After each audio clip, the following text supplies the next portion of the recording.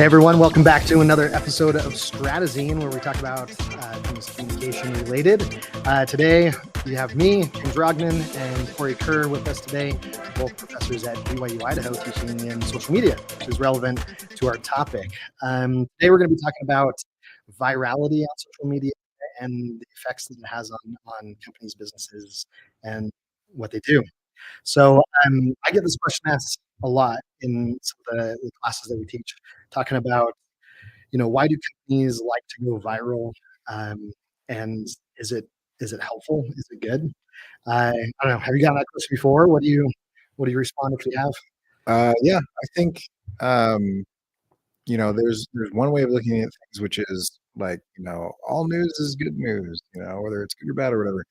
I think there's a number of reasons why that's not correct today. But the main thing is it's very expensive, either in attention or in money or in spend or however you want to look at that cost, to have an untargeted audience. And so if you go viral within a niche, I think it can be helpful, but generally going viral, I don't think is as helpful because you're going to hit a lot of people that you're going to end up paying for somehow, that don't care. Yeah. Or if your business, I always talk about like the business side of things. If your business isn't set up to do like a global kind of market, ship stuff, whatever it might be. Like, what's the point of trying to go after people that don't really matter, right? Mhm. Um, and then, uh, we have an example of a post of a company. Now, this company, it's the Hawaiian. Oh, I'm forgetting.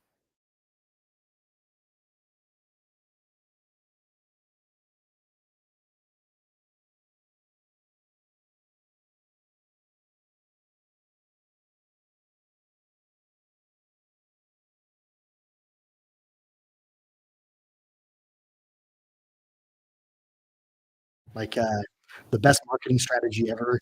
That's another brand that was doing this, where they basically say, "Hey, help us reach this many followers, and our boss will do whatever." Right? I like the trend personally because it aligns you and the followers towards some sort of goal, and you're trying to accomplish something, and then there's like a cause. That particular post had about 2.8 million plays on it, 124,000 likes, 331 comments, and then about 2,200 shares. So an estimated engagement rate of about 4.5%.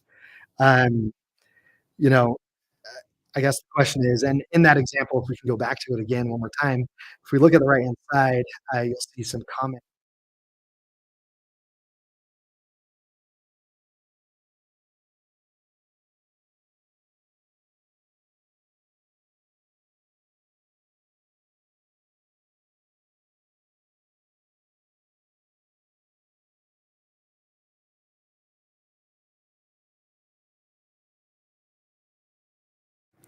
I mean, that's definitely. I mean, that comment, I'm sure, is not, an anomaly in that situation, because people want to help the underdog. People want to, do those types of things. I've seen a similar type of trend, and maybe we'll get to this along these lines, where it's like, hey, I wanted to prove to my marketing professor that this picture of an egg is going to do better than his whole marketing strategy that he's trying to teach in this class, or whatever. And so Yeah, like there's kind of this desire that people have to like disrupt, and help the underdog and those types of things. And so, does that really prove that marketing strategy is bad? Not really, right? Um, you're just using a different type of marketing strategy where you're tapping into kind of the rebellious nature of people to kind of do those things. Or in the Disney case, the desire to help people out. It's like, oh, people love helping students. They love helping interns. It's like, God, I'd love to help these people get to intern or get to Disneyland for free. And all it costs me is I click on this button. That's fine. yeah, Yeah, they're not for the product. They don't care what the service is. Yeah. yeah. Do you remember Chicken Nugget Boy? Uh, No. so this was, I can't remember, a couple of years ago. I think Ellen DeGeneres held the most retweeted tweet of all time. It was a selfie of the Oscars, Right. and then Chicken Nugget Boy came in and basically asked Wendy's, "Hey, what do I have to do to get lifetime supply of chicken nuggets. And then they said, get to, I think it was like 10 million retweets or something like that.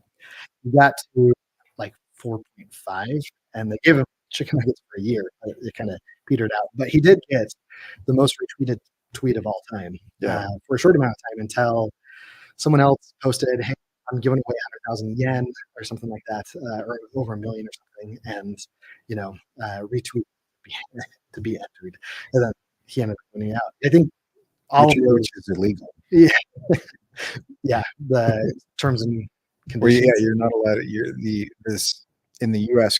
The state is allowed to run a lottery, but individuals are not allowed to run the lottery. So that's a marketing campaign that can get you in trouble because it's actually usually against state laws Oh, interesting. to run a sweepstakes without the permission of the state government. Oh, Because it's okay for the government to run gambling, but not for people. people. Yeah, Interesting. I like those examples though too because it kind of shows like why people engage. So the yeah. first one, they liked him, like they had the fan base with Ellen DeGeneres, with Chicken Nugget Boy. It's aligning to the cause. The last one, it's very self-serving, right? Like I'm going to get entered into it. I always question the after effects of stuff like this. Um, what do you think? I don't know. Have you seen anything where like what's the long-term repercussions of these kinds of trends? Well, I mean, long-term repercussions can be fairly immediate in these cases because, for example, you will have certain platforms like Instagram and others. They will base at different times. It depends on when they're tweaking the algorithms, but they will base whether or not they show your content to more people based on the percentage of your followers that are actually engaging with the content that you produce. And so they'll show it to a portion of your followers first, and then if they engage well with it, then they'll open it up to everybody else. And then if they continue to engage well with it, then they open it up to kind of the wider audience.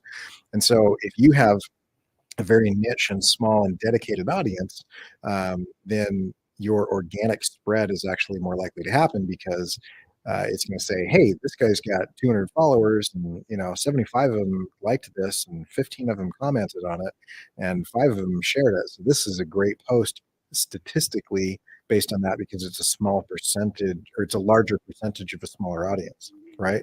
Whereas if you go into a situation where it's like, well, this guy's got 10 million followers and 5 people shared this and 15 people liked it and 200 people commented on it or whatever, um, you know they're going to be like, that's a super small percentage of the audience, and so this must not be the type of content that his audience wants, so we're not going to show it to other people.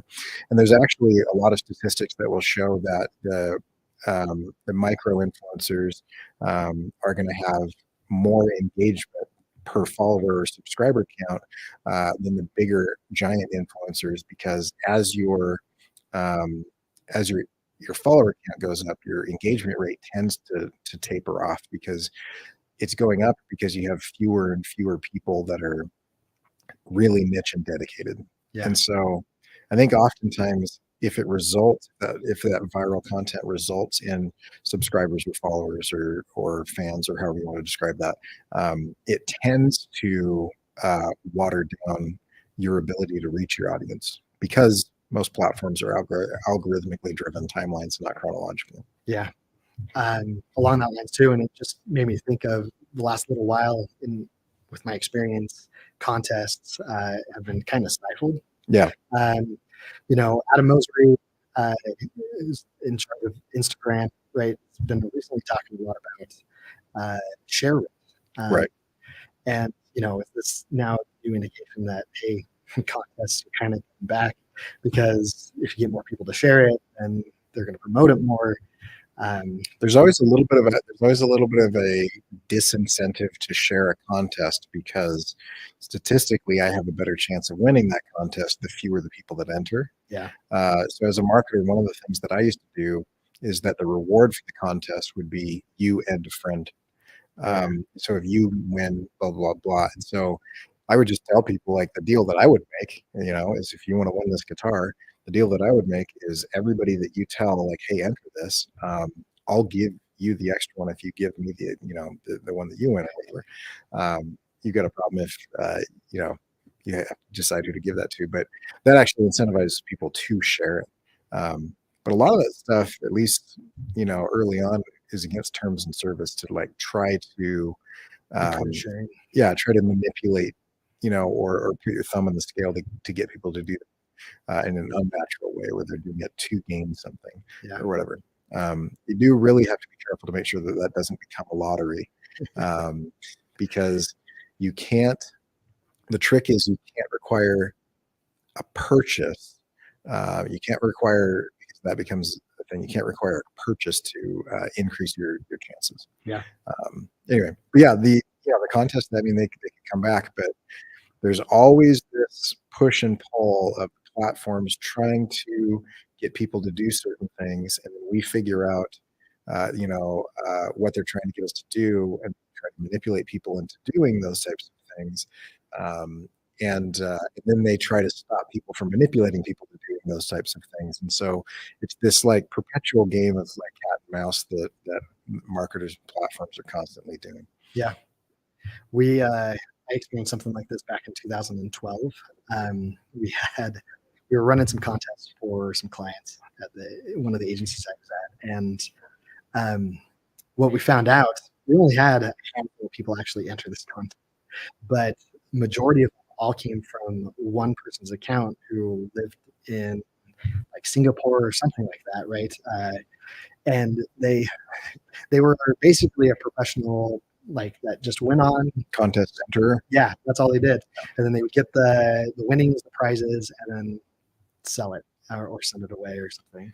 Yeah, when I was doing this, there were private Facebook groups full of contest enterers, Yeah. and it was when I stopped doing that. And it's a really good example of this is I could go to my boss and I could fudge those numbers and say, I could say, look at it, we got so many thousands of people that have done this and shared this, and they did this and that and the other thing, and they had, Rafflecopter and other types of systems that would measure, whether you liked, whether you shared, whether you commented, whether you did this, whether you did that, and they would give you certain point values on those different things. But it gets into one of these communities, and it's like it's not my target audience anymore. The Yeah. point of me doing this is I wanted musicians to know about those guitars, Exactly. right? Or I wanted potentially ukulele purchasers to know about these ukuleles, and then I get just all of these random people that are just trying to get free stuff that they can sell on eBay. The numbers might look really good, and if I were dishonest, I might be able to like internally pitch that, to get a raise or trick people into think I'm doing well or whatever. But usually, if you're in an organization that knows what's going on, they're going to be able to sort out the vanity metrics versus the actual KPIs. And so, a lot of this type of viral content, whether it be contests or whether it be whatever else, if it doesn't actually land with your audience and give you versions of subscribe or purchase or whatever type of conversion you're looking for, Those KPIs, right? Whatever yeah, those might be. everything else is pointless. Everything else usually turns into a detriment. Right. Along that lines too, so the team did some research and they found some statistical evidence from who was it IPG's Magna Media Group. They surveyed about 2,700 people, and basically they compared content, like normal content versus misaligned content that's trying to go viral, right? And they found out that the use of that kind of misaligned content, purchase intent went down by 8%. Brand respect.